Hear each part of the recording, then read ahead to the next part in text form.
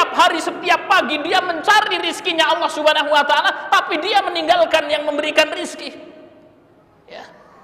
Ada orang bekerja, Pak, berangkat dari pagi, pulang sore. Ketika Allah Subhanahu wa ta'ala memanggil hayya 'alas shalah, mari kita sholat. Hayya 'alal falah, mari kita menuju kemenangan. Kemudian dia mengabaikan panggilan Allah Subhanahu wa ta'ala itu. Ya. هبت كالريح كالريح كالريح قوية جبت كالنار كالنار كالنار مضية. Assalamualaikum warahmatullahi wabarakatuh. Innal hamdalillah nahmaduhu wa nasta'inuhu wa nastaghfiruh wa na'udzu billahi min sururi anfusina wa min sayyiati a'malina. May yahdihillahu fala mudilla lahu wa may yudlil fala hadiya lahu. Nashhadu an la ilaha illallah wa nashhadu anna Muhammadan abduhu wa rasuluh la nabiyya wa rasula ba'da. Faqad qala ta'ala fil Qur'anil Karim, ya ayyuhalladzina amanu taqullaha haqqa tuqatih wa la tamutunna illa wa antum muslimun. Wa qala nabiyyuna Muhammad sallallahu alaihi wasallam fil hadits asy-syarif, may yuridillahu bihi khairan yufaqihu fid din wa man salaka tariqan yaltamisu fihi ilman sahalallahu bihi tariqan ilal jannah. Ikhwanu fiddin, Bapak Ibu yang dimuliakan Allah Subhanahu wa taala, puji syukur marilah senantiasa kita haturkan atas kehadiran Allah Subhanahu wa taala yang telah memberikan kepada kita nikmat dan hidayahnya, baik itu nikmat iman Islam dan juga nikmat kesehatan, sehingga pada kesempatan malam hari yang berbahagia ini Allah Subhanahu wa ta'ala memudahkan kita untuk bersama-sama melaksanakan sholat maghrib di masjid yang kita cintai ini, dan kita lanjutkan dengan bermajelis ta'lim.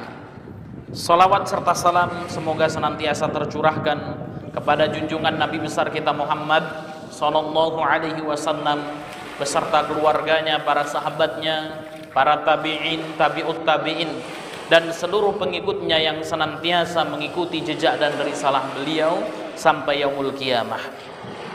Ikhwanu fiddin rahimakumullah, untuk mendapatkan pahala dan ridha dari Allah Subhanahu wa taala, mari kita buka majelis taklim kita dengan membaca basmalah. Bismillahirrahmanirrahim. Ikhwanu fiddin yang dimuliakan Allah Subhanahu wa taala, pada kesempatan malam hari ini kita akan melanjutkan kajian kita yang kita ambil hadis-hadisnya dari kitab Targhib wa Tarhib. Pada pertemuan yang lalu kita telah bersama-sama membahasnya tentang bab anjuran mencari rizki, 6 amalan pembuka pintu rizki. Ya, pertemuan yang lalu kita membahas bab anjuran mencari rizki, yaitu tentang 6 amalan pembuka pintu rizki. Kita baru membahas 2 poin, ya. Jadi masih ada 4 lagi. Mudah-mudahan pada kesempatan malam hari ini kita bisa menyelesaikan ya poin-poin yang ada. Ikhwanu fiddin rahimakumullah, setiap manusia pasti ingin mendapatkan kesuksesan dalam hidupnya. Apabila dia seorang pedagang, dia berharap dia menjadi orang yang sukses dalam dagangnya.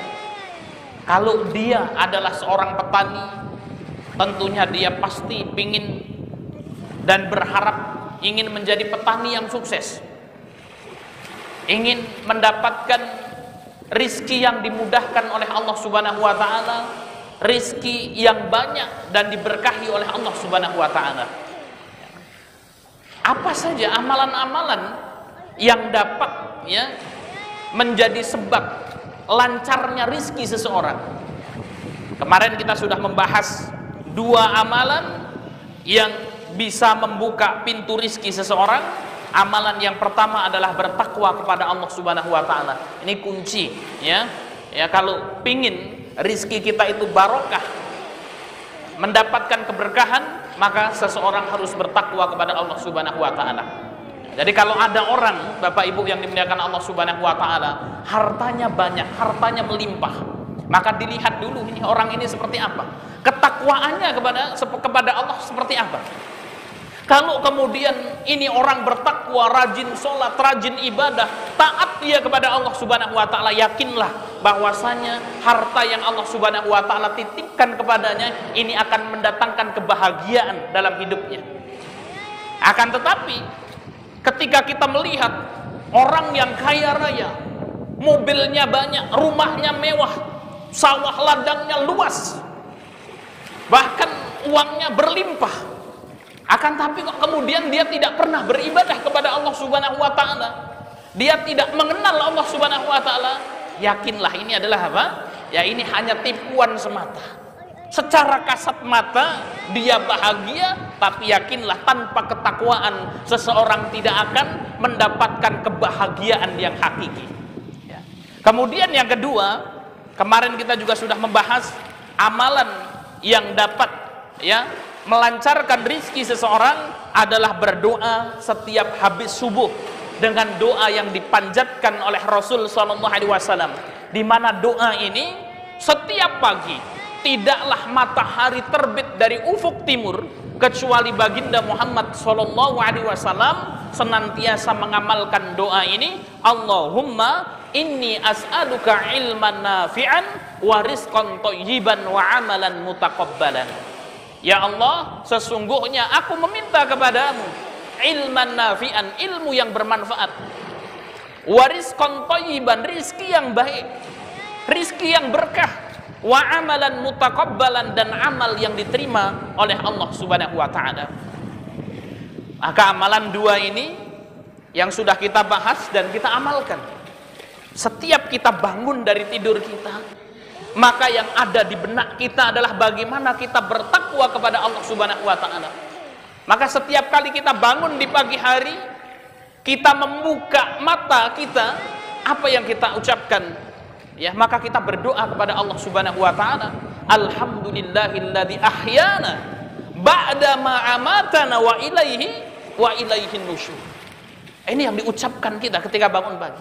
Alhamdulillah, segala puji bagi Allah Subhanahu wa Ta'ala, ahyana, yang telah menghidupkan kami kembali, ba'da ma amatana, setelah Allah mematikan kita dalam tidur panjang kita, wa ilaihin nusyur, dan kepada Allah Subhanahu wa Ta'ala lah kita akan dikembalikan. Maka sebenarnya Bapak Ibu yang dimuliakan Allah Subhanahu wa Ta'ala, setiap kita bangun dari tidur kita sudah diarahkan untuk mengingat Allah, kita sudah diarahkan untuk mengingat kematian, kita sudah diarahkan oleh Allah Subhanahu wa Ta'ala untuk mengingat akhirat, wa ilaihin nusyur, kepada Allah Subhanahu wa Ta'ala lah kita akan dikembalikan. Artinya dunia ini akan kita tinggalkan dengan segala kemewahannya yang ada, dengan segala gemerlapnya yang ada, mobilnya yang ada, ya, kemudian ya gemerlapnya dunia yang ada ini akan kita tinggalkan. Wa ilaihin nusyur, kepada Allah kita akan kembali. Pasti kita akan mengalami syakaratul maut yang disebut dengan kematian itu.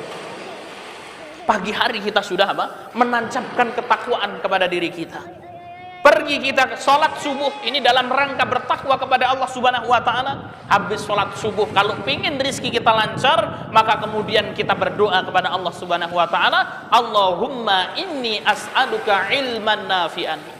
Ya Allah, berilah kepada kami ini ilmu yang bermanfaat. Kemarin sudah kita bahas kenapa kok disebutkan ilman nafi'an dulu, baru yang kedua rizqan thayyiban, rizki yang baik, baru yang ketiga wa amalan mutaqabbalan. Ternyata di sini pusatnya kebahagiaan seseorang ada pada ilmu.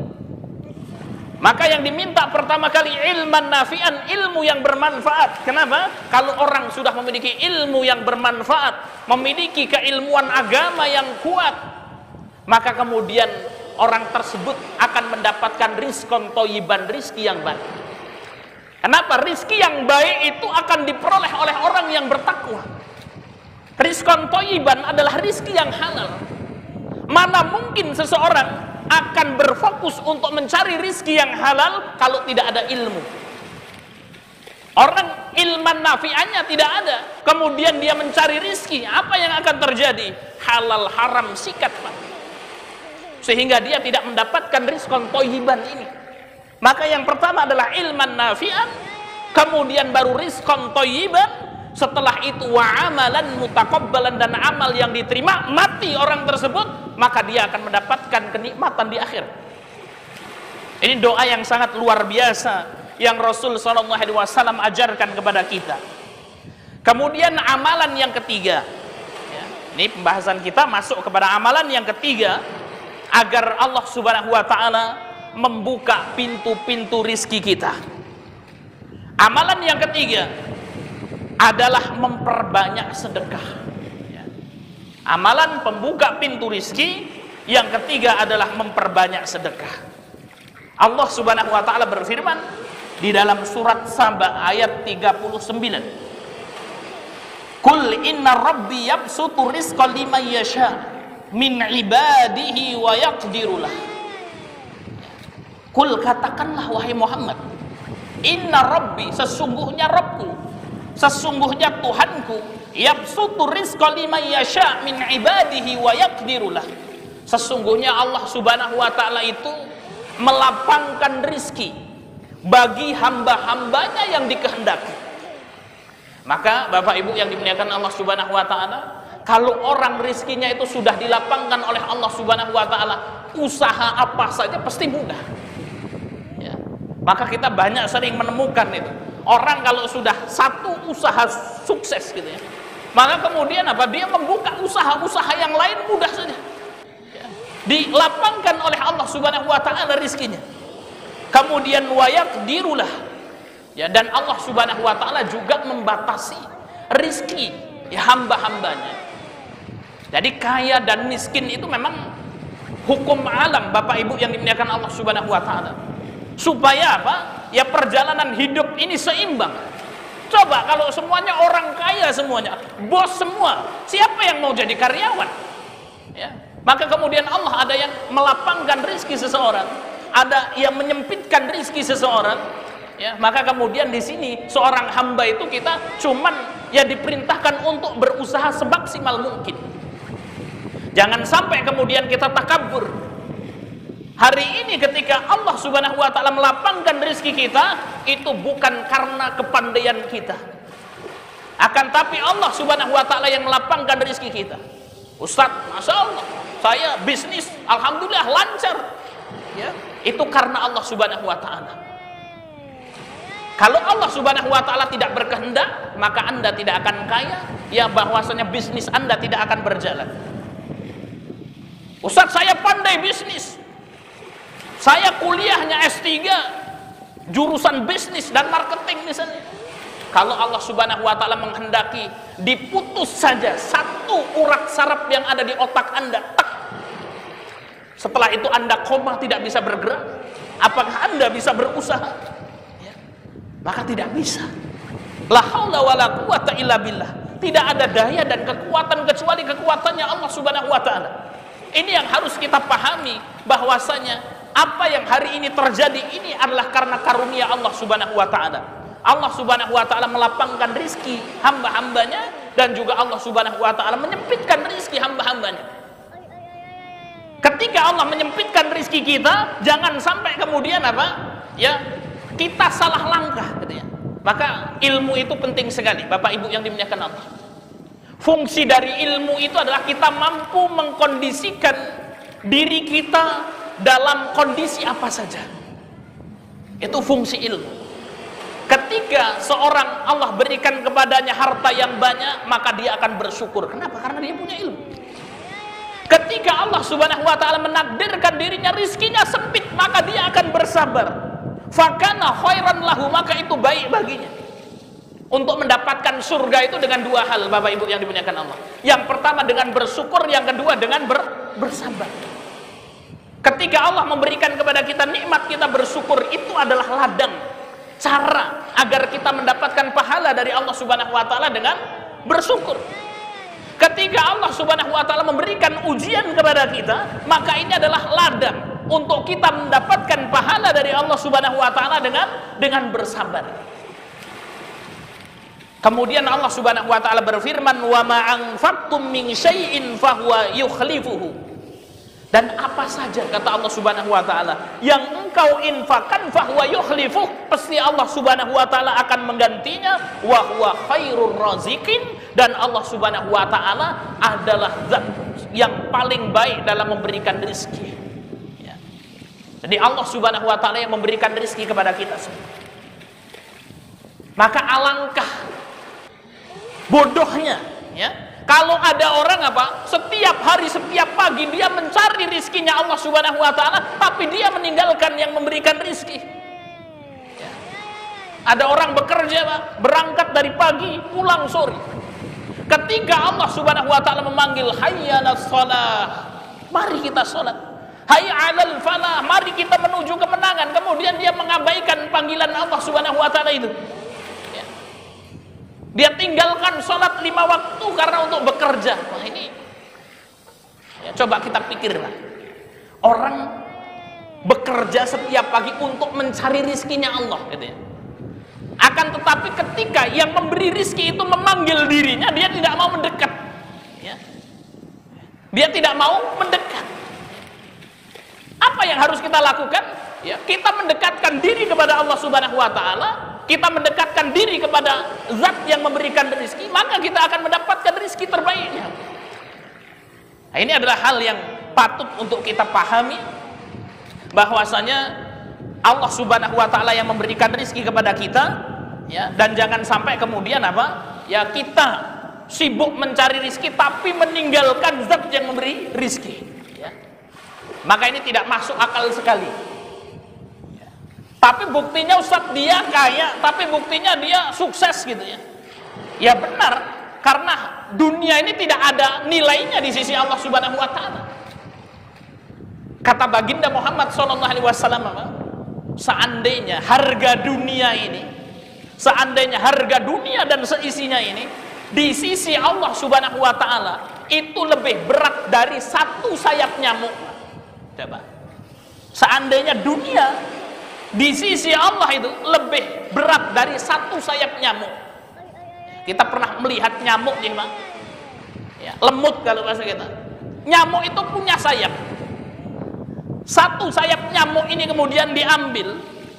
Ya, kalau dunia ini di sisi Allah beratnya lebih berat dari satu sayap nyamuk ini, niscaya Allah Subhanahu wa taala tidak akan memberikan walau seteguk air kepada orang-orang yang tidak beriman kepada Allah dan Rasul-Nya. Tapi hari ini kita lihat, orang yang tidak beriman kepada Allah dan Rasulnya, dia kaya raya, ya. Nah ini ada bahwasanya dunia ini tidak ada harganya di sisi Allah Subhanahu wa taala. Sebagai seorang muslim kita harus senantiasa mendekatkan diri kepada Allah, ya. Karena yang memberikan rezeki adalah Allah Subhanahu wa taala. Dan ketika seorang muslim ya menginfakkan hartanya di jalan Allah, fahuwa yukhlifuhu, maka Allah Subhanahu wa taala akan ya memberikan ganti kepada hartanya tersebut. Maka artinya bahwasanya orang yang bersedekah itu tidak akan pernah rugi. Tidak ada ceritanya kemudian yang orang yang bersedekah setelah itu kemudian dia jatuh miskin, tidak. Ya. Ada sebuah hadis dari baginda Muhammad sallallahu alaihi wasallam. Ini hadis yang diriwayatkan oleh Bukhari dan Muslim tentang keajaiban sedekah. Kata baginda Muhammad, ma min yaumin yusbihul ibadu fihi illa malakani yanzilani fayaqulu ahaduhuma Allahumma a'ti munfiqan khalafa wa yaqulul akhar Allahumma a'ti mumsikan talafa. Ini hadis muttafaqun alaih, Pak. Muttafaqun alaih itu diriwayatkan Bukhari dan Muslim dengan jalur riwayat yang sama. Maka jelas ini hadis ini sahih, hadis ini makbul, hadis ini diterima. Apa kata baginda Muhammad sallallahu alaihi wasallam dalam sebuah hadis yang diriwayatkan oleh Abu Hurairah ini? Ya, baginda Muhammad sallallahu alaihi wasallam bersabda, "Ma min yaumin yusbihul ibadu fihi." Tidaklah ya seseorang itu berada di pagi hari. Jadi kita berada di pagi hari, tidaklah seseorang berada di pagi hari illa malakani yang zilan, kecuali pada pagi hari tersebut ada dua malaikat yang turun menyertai orang tersebut. Ya, illa malakan yang zilan, kecuali pada pagi hari tersebut ada 2 malaikat yang turun. Kemudian 2 malaikat tersebut berdoa, Bapak Ibu yang dimuliakan Allah Subhanahu wa taala. Malaikat yang pertama berdoa kepada Allah Subhanahu wa taala, Allahumma a'ti munfiqan khalafa. Ya Allah, berilah ganti ya Allah kepada orang-orang yang pagi hari ini bersedekah, kepada orang-orang yang hari ini berinfak. Ini doa malaikat yang pertama. Allahumma a'ti munfiqan khalafa. Ya Allah, berilah ganti ya Allah, luaskan rezeki ya Allah, ya mudahkan rezeki ya Allah, mudahkan usaha ya Allah, orang-orang yang bersedekah, orang-orang yang berinfak. Kemudian malaikat yang kedua, fayaqulul akhar, malaikat yang kedua juga berdoa kepada Allah Subhanahu wa taala, Allahumma a'ti mumsikan talafa. Ya Allah, hancurkan ya Allah, habiskan ya Allah, bangkrutkan ya Allah, ya, susahkan ya Allah, seretkan ya Allah, ya, rizki orang-orang yang pelit, bakhil, pedit itu. Ini doa malaikat, Bapak Ibu yang dimuliakan Allah Subhanahu wa taala. Hadis ini memberikan faedah yang begitu luar biasa bagi kita. Yang pertama, bahwasanya bersedekah itu bisa membuka pintu-pintu rezekinya Allah Subhanahu wa taala. Ketika seorang bersedekah, maka Allah Subhanahu wa taala akan membukakan pintu rezeki baginya. Dan hadis ini, Bapak Ibu yang dimuliakan Allah Subhanahu wa taala, menjelaskan kepada kita tentang keajaiban sedekah. Maka Rasul sallallahu alaihi wasallam bersabda, "Mana qasat shadaqatun min mal." Harta itu, kata baginda Muhammad, tidak akan berkurang ketika disedekahkan. Ketika kita berbicara tentang sedekah, tentang teori sedekah, Bapak Ibu, teori sedekah itu bukan teori dunia, akan tetapi teori langit. Teori dunia mengatakan harta kalau disedekahkan bertambah atau berkurang, Pak. Orang punya duit 1 juta, disedekahkan 100.000, tinggal berapa? 900.000. Bertambah atau berkurang? Berkurang. Tapi kenapa Rasul mengatakan mana qasat shadaqatun min mal? Harta itu tidak berkurang ketika disedekahkan. Nah, ini bukan teori dunia, Bapak Ibu yang dimuliakan Allah Subhanahu wa taala. Ini teori langit ini yang dipakai dalam sedekah ini. Ya. Teori dunia mengatakan harta kalau disedekahkan berkurang. Teori langit mengatakan mana qasat shadaqatun min malin, harta tidak akan berkurang ketika disedekahkan. Bahkan makna dari sedekah itu kalau kita kaji ya dalam kamus-kamus bahasa Arab, sedekah itu berasal dari kata zada wa nama, tumbuh dan berkembang, bertambah banyak.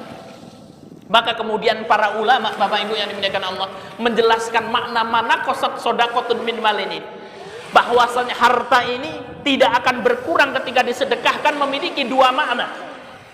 Makna yang pertama, ketika seseorang bersedekah, maka Allah Subhanahu wa taala akan membukakan pintu-pintu rizki baginya.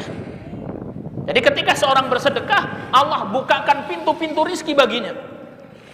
Dan ini kita bisa, Pak. Kadang-kadang kita juga mengalami ini.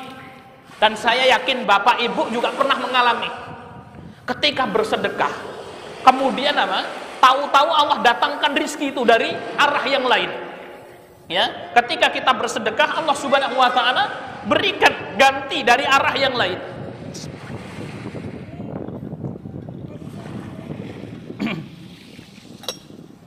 Dan kadang-kadang nggak nunggu sehari 2 hari, Pak, langsung itu Allah Subhanahu wa taala balas. Kenapa? Karena memang ada amalan yang akan langsung Allah Subhanahu wa taala balas di dunia, salah satunya adalah sedekah. Akan tetapi jangan sampai kemudian kita salah memaknai, ya, seolah-olah kita berbicara dengan Allah kan gitu ya. Oh, sedekah ya Allah, saya ingin dapat rezeki yang banyak gitu. Sudah dikasih rezeki, wah ini kalau ini mah kurang ya Allah, ya. Tidak seperti itu, ya. Bahkan Imam Ali bin Abi Thalib ini, ketika beliau bersedekah, dia bersedekah, langsung Allah Subhanahu wa taala balas sedekahnya itu. Sehingga yang timbul dalam hati Imam Ali bin Abi Thalib ini rasa takut. Saya bersedekah untuk mendapatkan akhirat, ini langsung dibalas sama Allah. Jangan-jangan saya tidak dapat ini bagian di akhirat. Yang adalah rasa takut seperti itu kemudian bersedekah lagi. Ya, Imam Ali bin Abi Thalib langsung dibalikkan lagi oleh Allah Subhanahu wa taala bersedekah. Terus bersedekah itu karena apa? Karena rasa takut, ya. Kalau dia nanti tidak mendapatkan jatah di akhirat. Ya, sampai seperti itunya. Bapak Ibu yang dimuliakan Allah Subhanahu wa taala. Dari mana qasat shadaqatun min malin, harta tidak akan berkurang ketika disedekahkan. Makna yang pertama, ketika seorang bersedekah Allah membukakan pintu-pintu rizki bagi dirinya. Dan saya yakinlah Bapak Ibu pasti mengalami ini, pernah mengalami. Oh ya, saya bersedekah ini langsung dibalikkan, mendapatkan rizki yang lebih banyak lagi. Kemudian makna yang kedua, akan Allah Subhanahu wa taala tambah barokah hartanya. Ustaz, saya kalau setiap bulan gajian 3 juta, setiap bulan gajian 4 juta, saya sudah bersedekah Pak Ustaz, tapi nggak naik-naik gajinya. Ya 3 juta terus, 4 juta terus gitu. Katanya kalau disedekahkan bertambah. Gajinya tetap 3 juta. Jangan sedih Bapak Ibu yang dimuliakan Allah Subhanahu wa taala, terutama yang kemudian mendapat gaji setiap bulan. Oh, gajinya berapa sebulan? 5 juta. Dia bersedekah, tapi kok nggak jadi 10 juta Pak Ustaz? Bagaimana? Allah Subhanahu wa taala menambahkan barokah di dalam harta tersebut. Ada orang punya duit 1 juta ini, kemudian ia sedekahkan 100.000, berkurang secara kasat mata 900.000. Dan mungkin apa, dia tidak mendapatkan rizki-rizki yang lain Pak, duitnya tetap aja 900.000. Akan tapi Allah Subhanahu wa taala turunkan barokah pada duit yang 900.000 ini. 900.000 nominalnya, tapi barokahnya 9 juta. Sehingga apa, dia cukup Pak, ya. Dia merasa cukup dengan apa? Dengan uang yang ada, dengan rizki yang ada.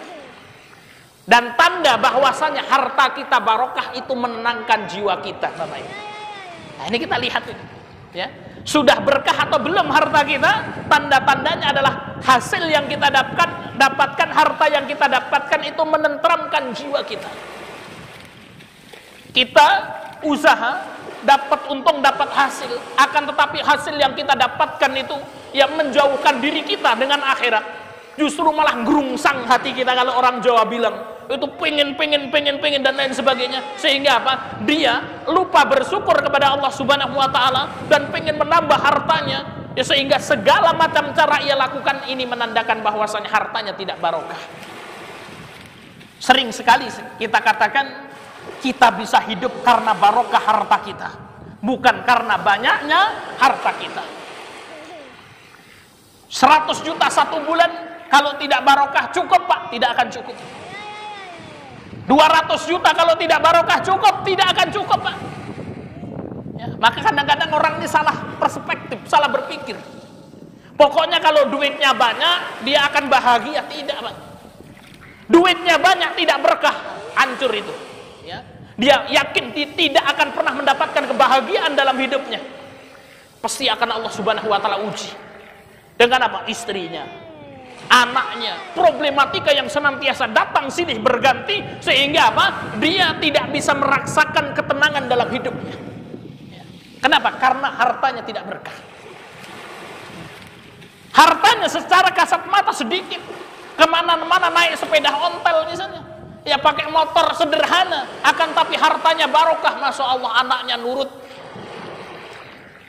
kehidupannya luar biasa, dimudahkan oleh Allah Subhanahu wa taala. Saya pernah bertemu Pak dengan seorang ikhwah yang dia sebulan itu gajinya 7 juta, 8 juta, 7 juta itu. Sampai kemudian dia ikut ngaji dan dia merasa bahwasanya apa? Ya, penghasilannya itu kurang menenteramkan jiwanya. Ya, penghasilannya kurang menenteramkan jiwanya. Sarjana ekonomi Pak. Akhirnya kemudian apa? Keluar dia dari pekerjaan tersebut.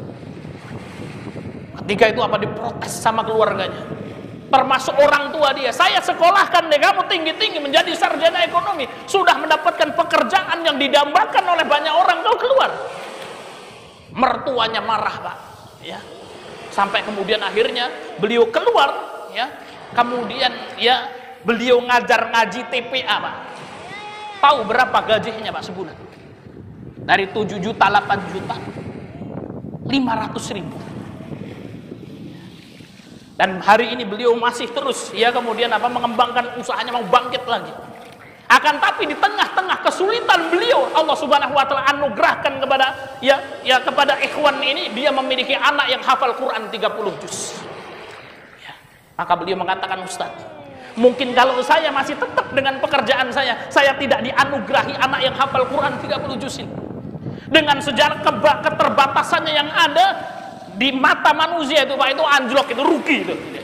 Oh, ini orang sudah kemana-mana setil gitu kan, gajinya tinggi gitu ya, kemudian wah sudah ini ya, secara kasat mata orang melihat ini orang nggak bahagia. Akan tapi dengan segala keterbatasannya, orang ikhwan tersebut dia merasakan kebahagiaan yang lebih bahagia daripada dia mendapatkan gaji 7 juta 8 juta setiap bulan ya.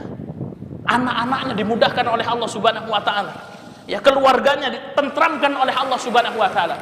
Ini yang perlu kita pahami, bahwasanya sekali lagi, bahwasanya kita bisa mendapatkan kebahagiaan hidup itu bukan dengan banyaknya harta kita, akan tetapi dengan berkahnya harta kita ya. Kita pengennya banyak berkah, dan ini cita-cita kita juga harus mencari banyak berkah. Khairun nas anfa'uhum linnas, kita bisa bersedekah kepada orang yang banyak. Tapi kalau kemudian belum bisa mendapatkan banyak dan berkah, jangan sampai kemudian kita lari meninggalkan sedikit berkah, kemudian kita keluar mendapatkan untuk mencari yang banyak dan tidak berkah ya, maka hancur hidup kita ya. Maka kemudian ikhwanu fiddin rahimakumullah ya, amalan yang selanjutnya kita kembali bahwasanya berinfak ya, berinfak di pagi hari ya, maka malaikat akan mendoakan kita, Allahumma a'ti ya munfiqan khalafa, berilah ganti kepada orang-orang yang berinfak itu dengan sesuatu yang baik ya. Tadi kita membahas juga mana qasat shadaqatun min malin, harta tidak akan berkurang dengan bersedekah. Nominalnya 900.000 disedekahkan ya, 1 juta disedekahkan 100.000, tinggal 900.000. Allah berikan keberkahan itu pada harta yang 900.000. Berkahnya berapa? 9 juta. Mungkin kalau dia bawa duit 1 juta kemudian dia tidak bersedekah, naudzubillah min dzalik, di jalan kemudian akan terjadi kecelakaan misalnya, ada mobil Fuso besar ditabrak, dia harus masuk rumah sakit dan mengeluarkan biaya 5 juta misalnya. Tapi karena dia bersedekah ini, Pak ya, 900.000 nominalnya, berkahnya 9 juta. Dia punya tabungan ini, dia punya tabungan 9 juta yang tidak terlihat dengan mata, yang sebenarnya takdirnya dia ini mau ditabrak mobil ini, keluar duit 5 juta, tapi dia punya duit yang berkah itu tadi, maka yang 5 juta ini digunakan ke sini, sehingga musibahnya tidak jadi datang. Oleh karena itu para ulama itu mengatakan sesungguhnya sedekah itu adalah tolak bala. Sedekah itu tolak bala. Dengan bersedekah orang itu akan Allah Subhanahu wa taala selamatkan. Ya, tinggal berapa berarti nominal berkahnya kalau kita hitung-hitungan gitu, kasarnya gitu ya. Oh, tinggal berapa? Tinggal 4 juta berarti keberkahannya. Oh, mungkin anaknya sakit mau kena demam berdarah karena dia bersedekah misalnya. Ya kalau dia tidak bersedekah, harus anaknya sakit ke rumah sakit habis 2 juta. Maka karena ada keberkahan hartanya, disehatkan anaknya. Ya, jadi kita harus berpikir dengan teori langit seperti ini, Bapak Ibu yang dimuliakan Allah. Kalau kemudian tidak berkah, sangat mudah sekali, Pak. Korun yang hartanya banyak, dengan sekejap Allah Subhanahu wa taala hilangkan, tenggelamkan ke dalam bumi, Pak. Nah, kita ini hartanya sebanyak harta korun tidak ini? Tidak gitu ya. Kuncinya aja baru kuat digotong oleh 7 orang yang badannya kuat-kuat orang Mesir itu, Pak. Allah hancurkan itu harta korun, sekejap hilang, Pak. Nah, kita ini hartanya juga belum sebanyak korun gitu ya. Kementusnya minta ampun kan gitu. Ya, ini luar biasa sekali kita ini. Ya, maka kemudian banyak-banyak kemudian kita mendekatkan diri kepada Allah Subhanahu wa taala. Bapak Ibu yang dimuliakan Allah Subhanahu wa taala, ini untuk mengawali hari kita, untuk mengawali usaha kita, kita bisa kemudian mengamalkan hadis ini. Kalau kita masuk masjid gitu ya, maka kemudian kita bawa duit ini ya. Pagi hari kita masuk masjid, kemudian kita bersedekah berapa? 10.000, 5.000 misalnya, 100.000 kalau kita mampu, kemudian kita masukkan ke kotak tersebut, kemudian kita berdoa kepada Allah Subhanahu wa taala, ya Allah, terimalah amal ibadahku ini dan lancarkan rezekiku. Boleh, Pak, kita bertawasul dengan amal kebaikan kita ya. Maka ini adalah cara ya. Atau kalau di rumah itu ada punya kenceleng sendiri misalnya. Oh, dari masjid yang dititipkan dari pondok pesantren. Ya biasanya ada gerakan sehari 1000 ya, dan lain sebagainya. Maka kemudian di pagi hari ketika kita bangun, maka kemudian apa? Kita masukkan ya, berinfak di pagi hari. Ya Allah, bismillah. Maka ketika kita berinfak di pagi hari tersebut, maka ada malaikat yang mendoakan kita, Allahumma a'ti mumfikon khalafa. Ya Allah, lancarkanlah ya Allah. Berikanlah berkah ya Allah ya kepada orang yang berinfak di pagi hari ini. Ini malaikat yang berdoa, Bapak Ibu yang dimuliakan Allah Subhanahu wa taala. Malaikat itu makhluk Allah Subhanahu wa taala yang tidak pernah bermaksiat kepada Allah Subhanahu wa taala, maka doanya akan dikabulkan oleh Allah Subhanahu wa taala. Pagi hari kita sudah mendapatkan doa dari malaikat. Kemudian yang keempat, Bapak Ibu yang dimuliakan Allah Subhanahu wa taala, amalan yang dapat membuka pintu rizki adalah memperbanyak istighfar. Ya, memperbanyak istighfar.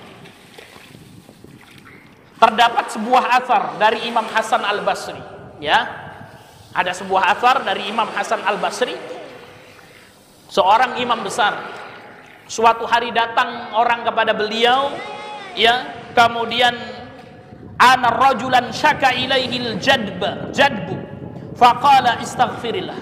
Ada orang datang ngeluh kepada Imam Hasan Al-Basri, ya Imam, sesungguhnya di tempatku ini ya Imam paceklik, hujan tidak turun. Ini gimana solusinya?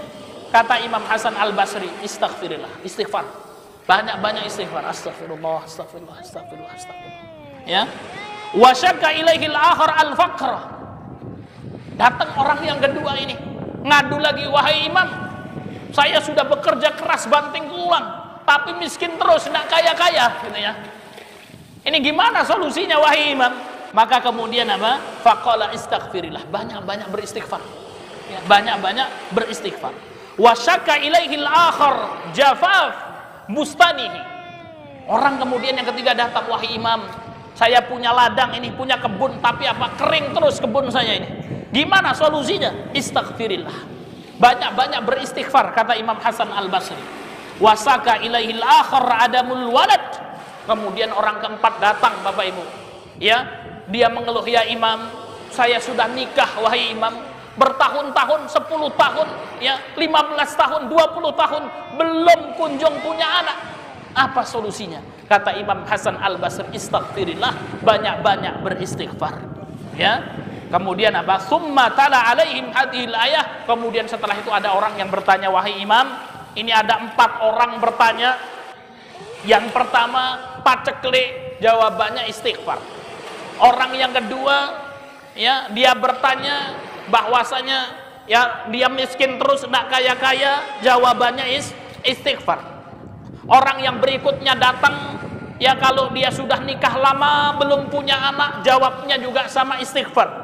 Orang yang keempat datang punya kebun, kebunnya kering kerontang, maka kemudian apa? Engkau juga menjawab, jawabnya juga istighfar. Kenapa wahai Imam?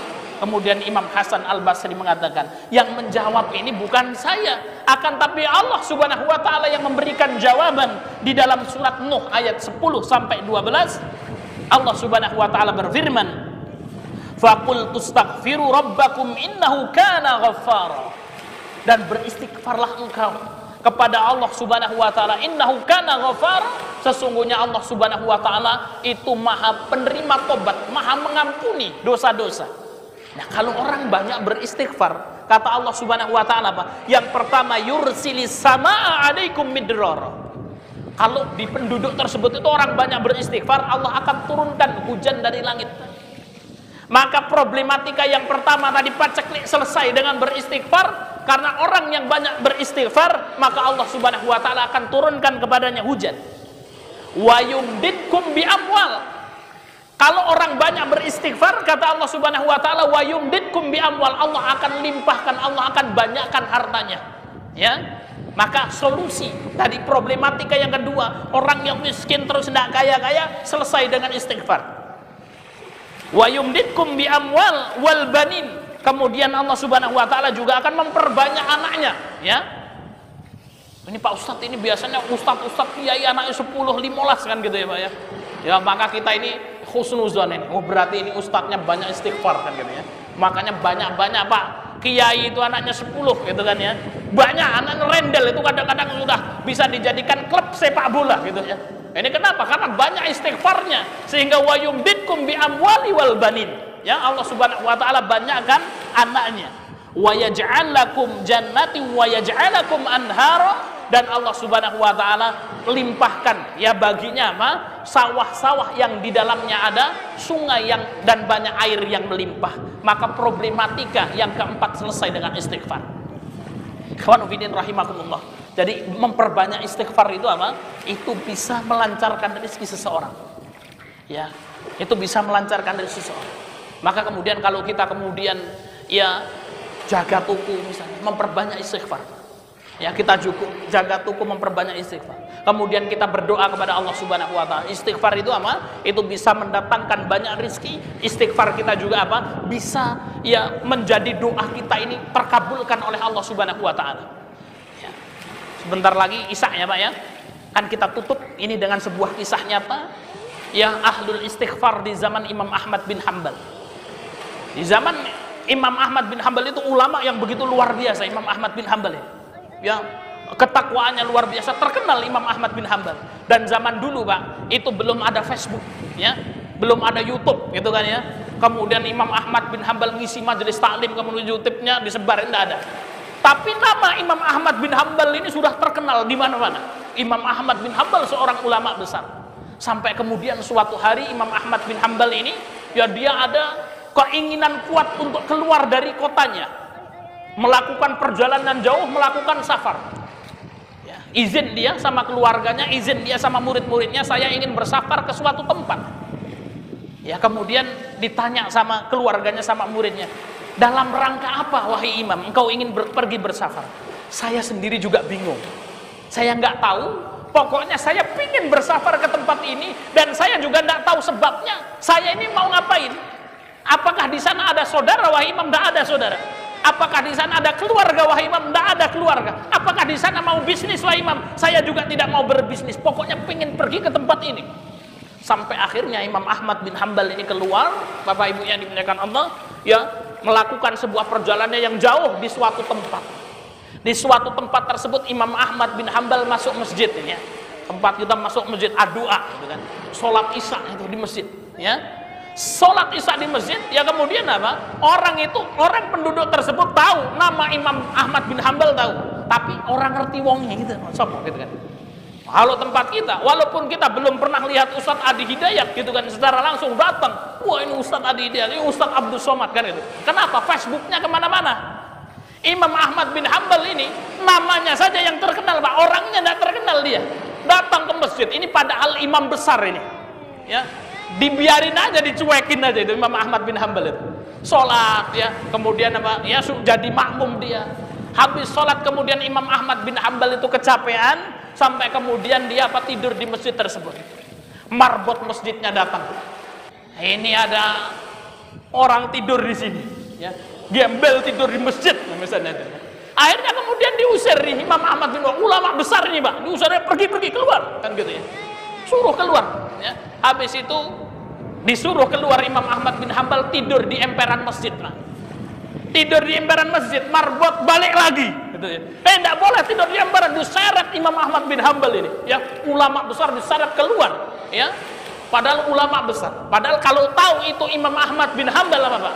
Dimuliakan. Ini hebatnya Imam Ahmad bin Hanbal. Ketika kemudian apa? Dihinakan oleh orang dia tidak tahu, dia tidak mengatakan, woi sembarangan, tahu nggak saya ini siapa? Gitu kan ya. Imam Ahmad bin Hanbal, saya enggak Pak, diem Imam Ahmad bin Hanbal. Wah kalau kita kan gitu, padahal kita juga bukan siapa-siapa kan gitu. Woi, jangan macam-macam orang ngerti aku isopo kan gitu ya. Imam Ahmad bin Hanbal diem, ditarik-tarik sampai kemudian apa di depan masjid itu ada mahbas Pak. Mahbas itu toko roti. Lihat ada orang tua di situ, ada orang ditarik-tarik, kemudian disamperin sama orang yang buat roti ini. Nah, sudah ada apa ini? Oh ini ada ya orang mau nginep di masjid, kita usir ini. Ya sudah diusir, ngeyel ini orang mau tidur di emperan masjid, saya usir lagi ini. Ya kemudian apa? Sama penjaga roti itu kemudian setelah itu apa ditarik Imam Ahmad bin Hanbal, ya sudah engkau malam ini nginep di tempatku. Ya, nginep di tempatku, nginep Pak dia di toko tersebut. malam hari, kita lanjutkan sebentar ya. Ya malam hari kemudian apa? Imam Ahmad bin Hambal tidur di sampingnya, kemudian tukang roti ini apa masih ngadoni roti, Pak. Ketika ngadoni roti ini komat kamit mulutnya. Ya sampai kemudian Imam Ahmad bin Hambal ini yang memperhatikan dan bertanya, wahai Tuhan, apa yang sedang engkau lakukan ini? Kenapa kok mulutmu itu komat kamit itu membaca mantra atau apa? Maka kemudian orang tersebut mengatakan, wahai Tuhan, sesungguhnya saya beristighfar kepada Allah Subhanahu wa taala. Sudah berapa tahun engkau melakukan seperti ini? 20 tahun lebih. Setiap dia bekerja ngadonin roti itu astagfirullah, astagfirullah, astagfirullah, astagfirullah. Terus Pak, komatkan. Kemudian Imam Ahmad bin Hambal mengatakan, apa buah dari engkau melakukan seperti ini? Apa buah engkau melakukan istighfar ini? Maka kemudian orang tersebut itu mengatakan, sungguh buah ketika saya memperbanyak istighfar ini, ketika aku berdoa kepada Allah Subhanahu wa taala, pastilah Allah Subhanahu wa taala langsung mengabulkan doaku. Dari buahnya apa, Pak? Ya ketika aku berdoa kepada Allah, pasti Allah langsung mengijabahi doaku. Masya Allah, kata Imam Ahmad bin Hambal. Kemudian ya tukang roti itu mengatakan, cuman masih ada satu doaku yang belum dikabulkan oleh Allah Subhanahu wa taala. Imam Ahmad bin Hambal mengatakan, doa apa itu? Aku mendengar ulama besar yang namanya Imam Ahmad bin Hambal, dan saya berdoa kepada Allah Subhanahu wa taala, ya Allah, ya Rabbi, ya Tuhanku, pertemukanlah aku dengan ya seorang ulama besar yang bernama Imam Ahmad bin Hambal. Maka kemudian Imam Ahmad bin Hambal itu ketika itu menangis, Bapak Ibu yang dimuliakan Allah, dipeluk orang tersebut dan mengatakan apa? Akulah Imam Ahmad bin Hambal. Sungguh tidak ada sesuatu yang mengeluarkanku dari kampungku, tidak ada sesuatu yang begitu dahsyat sehingga aku ini dikeluarkan dari masjid, ditarik dari masjid, kecuali karena istighfar dan doamu ini. Jadi Bapak Ibu yang dimuliakan Allah Subhanahu wa taala, luar biasa sekali. Memperbanyak istighfar ulama sebesar apa Imam Ahmad bin Hambal ini terseret, Pak. Wah, ini yang jualan sate ini di pinggir jalan, yang jualan lontong-lontong ini di pinggir jalan gitu ya. Ya kalau dia sambil berarti astagfirullah, astagfirullah, astagfirullah. Ada orang naik motor mueng gitu kan, ya tahu-tahu macet gitu. Ya, berhenti di depan ya apa penjual sate, melihat sate, kemudian setelah itu makan sate kan gitu ya. Itu karena apa? Karena istighfar ya. Imam Ahmad bin Hambal saja yang begitu besar, ulama besar terseret itu. Ya, maka kemudian apa? Salah satunya adalah kita memperbanyak istighfar. Maka perbanyak istighfar, Pak. Tanpa harus memacetkan motor orang tentunya gitu ya. Ya, maka kemudian apa? Ketika kita berjaga, ketika kita kemudian berdagang, kita memperbanyak istighfar. Ngantar barang misalnya, kita memperbanyak istighfar di jalan. Ya, kita posting jualan, kita sambil memperbanyak istighfar sehingga Allah Subhanahu wa taala akan melancarkan rezeki kita. Bapak Ibu yang dimuliakan Allah Subhanahu wa taala, inilah ya 4 ya, berarti masih kurang 2 lagi. Ya, ternyata kita belum selesai. Ya, malam hari ini ya 4 amalan-amalan pembuka pintu rezeki yang dapat melancarkan rezeki kita. Yang pertama adalah bertakwa kepada Allah Subhanahu wa taala. Kemudian yang kedua, berdoa dengan doa Allahumma inni as'aluka ilman nafi'an wa rizqan thayyiban wa amalan mutaqabbalan. Yang ketiga, memperbanyak sedekah. Kemudian yang keempat, memperbanyak istighfar. Ini sudah bisa kita langsung amalkan, Pak. Pagi hari ketika kita bangun, maka kita berdoa Allahumma alhamdulillahilladzi ahyana ba'da ma amatana wa ilaihin nusur. Tingkatkan ketakwaan kita kepada Allah. Pergi kita ke masjid setelah sholat subuh, maka kemudian apa? Ya kita yang membaca doa Allahumma inni as'aluka ilman nafi'an wa rizqan thayyiban wa amalan mutaqabbalan. Pagi hari kita ya biasakan untuk bersedekah. Ya, kemudian setelah itu apa? Ya kita bertawasul, ya Allah lancarkan rezekiku hari ini ya Allah. Ya, kemudian yang keempat apa? Ketika kita beraktivitas memperbanyak istighfar. Yang mau posting jualan istighfar, yang buka toko istighfar, maka memperbanyak istighfar kepada Allah Subhanahu wa taala. Inilah ya penglarisan dalam Islam yang sesuai dengan Quran dan Sunnah. Maka tidak perlu pergi ke dukun, Pak. Wah, ini supaya penglarisan, bawa apa? Yang bawa minyak serimpi segini kan gitu ya. Nanti dikasih apa? Itu sudah. Ya, tidak perlu, Pak. Ya, kita mengamalkan penglaris dalam Islam itu sudah banyak. Amalkan saja, maka Allah Subhanahu wa taala akan memudahkan rezeki kita. Demikian yang bisa kita sampaikan, mudah-mudahan bermanfaat. Jika ada kurang dan lebihnya saya mohon maaf, dan kepada Allah saya mohon ampun. Kita tutup kajian kita dengan membaca lafaz hamdalah dan doa kafaratul majlis. Alhamdulillahirabbil alamin. Subhanakallahumma wa bihamdika asyhadu an la ilaha illa anta astaghfiruka. Wal akhir wassalamu alaikum warahmatullahi wabarakatuh. هبت كالريح كالريح كالريح قوية، جبت كالنار كالنار كالنار وضية.